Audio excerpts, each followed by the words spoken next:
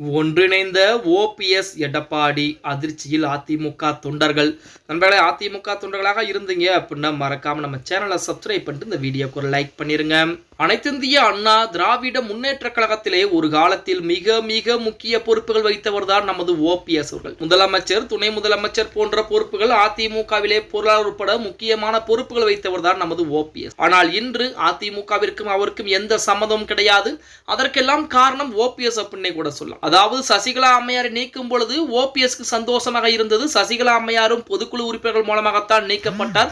அதே போல நமது ஓபிஎஸும் பொதுக்குழு உறுப்பினர்கள் மூலமாகத்தான் நீக்கப்பட்டிருக்கிறார். அன்று சந்தோஷமாக இருந்தது, இன்று அவருக்கு வருத்தமாக இருக்கிறது. என்னை நீக்கியது செல்லாது என அறிவிக்க வேண்டும் என சொல்லிக்கொண்டு அதிமுகவிலே மீண்டும் இணைந்து கொள்வதற்குத்தான் ஓபிஎஸ் தினம் தினம் போராடி கொண்டிருக்கிறார். ஏன் அப்படின்னு பார்த்தோம்னா அதிமுக அப்படிங்கிற மிகப்பெரிய ஒரு பிம்பம் என்பது அவர்களுக்கு தேவைப்படுகிறது. ஓபிஎஸ்க்கு மரியாதையா அதிமுகவிற்கு மரியாதையான்னு பார்த்தா அதிமுகவிற்கு தான் தமிழக மக்கள் மத்தியிலே மரியாதை என்பது கிடைத்துக் கொண்டிருக்கிறது. எடப்பாடி பழனிசாமியே அதிமுக விட்டு வெளியே போனாலும் எடப்பாடிக்கு மரியாதையா அதிமுக அதிமுகவிற்கு தான் சொல்லியாக வேண்டும். இப்படிப்பட்ட சூழலில் ஒரு இடத்தில் ஓபிஎஸ் இபிஎஸ் இணைந்து கை கொடுத்தது போல ஒரு தகவல் என்பது வெளியாகி பரபரப்பை ஏற்படுத்தி கொண்டிருக்கிறது அப்படின்னு கூட சொல்லலாம். அதிமுக ஒன்றிணைய வேண்டும் என்ற கோரிக்கை வலுத்து வருகிறது. இதற்கிடையிலே பொதுச் செயலாளர் பழனிசாமி டெல்லியில் அமித்ஷாவை சந்திக்க நேற்றிடம் சென்றிருந்தார்.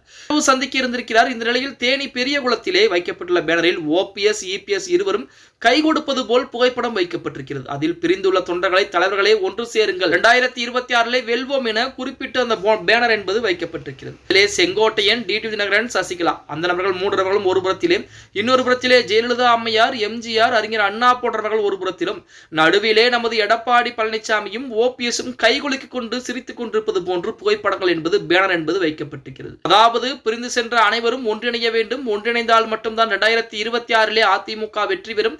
2026 பின்பு அதிமுக சசிகலா அம்மையாருடைய கட்சியாக மாற்றம் செய்யப்படும். சசிகலா அம்மையாருக்கு முக்கிய பொறுப்புகள் கொடுக்கப்படும். எடப்பாடி பழனிசாமி ஓரம் கட்டப்படுவார். இது எல்லாம் நடக்க வேண்டும் என்றால் ஓபிஎஸும் சசிகலாவும் அதிமுகவிற்குள்ளே வர வேண்டும் என சொல்லி பெரியகுளம், தேனி மாவட்டம் பெரியகுளத்திலே ஒரு பேனர் என்பது வைக்கப்பட்டிருக்கிறது அப்படின்னே கூட சொல்லலாம். இந்த பேனர் என்பது அந்த பகுதியிலே பரபரப்பை ஏற்படுத்தி கொண்டிருக்கிறது.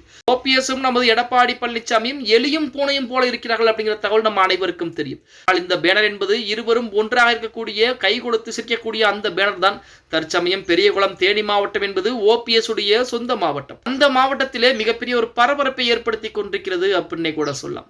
எடப்பாடி பழனிசாமி அவர்களை பொறுத்த வரைக்கும் இவர்கள் இல்லாத அதிமுக வெற்றி பெற வேண்டும் என நினைத்துக் கொண்டிருக்கிறார். ஆனால் ஓபிஎஸ் மற்றும் சசிகலாவை பொறுத்த வரைக்கும் அதிமுக தோல்வியை தழுவ வேண்டும், நாம் உள்ளே வந்தால் மட்டும் அதிமுக வெற்றி பெற வேண்டும் அப்படிங்கிற மாதிரி அவர்கள் நினைத்துக் கொண்டிருக்கிறார்கள் அப்படின்னே கூட சொல்லலாம். பொறுத்து வந்து பார்க்கலாம். ஓகே கைஸ், வீடியோ பிடிச்சிருந்தா மறக்காம லைக் பண்ணிருங்க. இந்த வீடியோ பத்தின கருத்துக்களை மறக்காம கீழே கமெண்ட் பாக்ஸ்ல பதிவு பண்ணுங்க நண்பா.